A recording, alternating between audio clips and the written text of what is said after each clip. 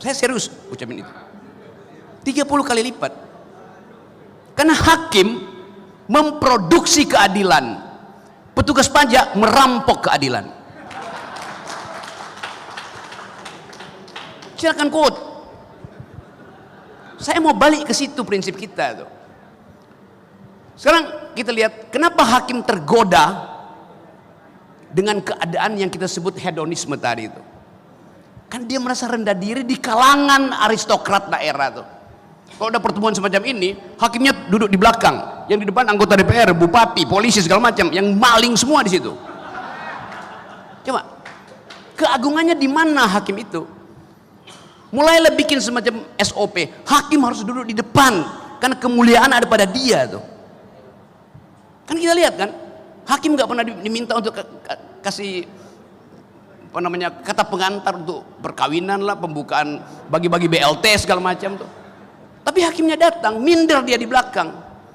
Padahal di dunia dari abad ke-100 sebelum Masehi, hakim itu ada Nobel, orang utama, aristokrat itu. Nah, kita mau ubah prinsip-prinsip itu supaya kita lega mengatakan bahwa ini negara hukum. Negara hukum artinya hakim dimuliakan dari sejak dia berpikir untuk jadi hakim.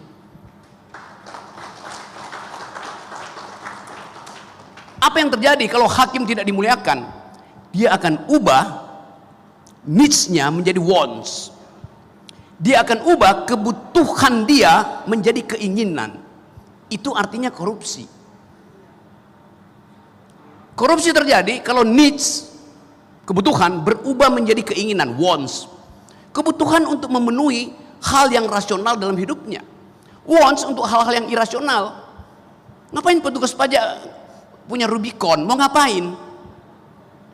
Itu adalah wants, dan wants itu tidak berkesudahan. Kenapa hakim terjebak di dalam paradigma itu?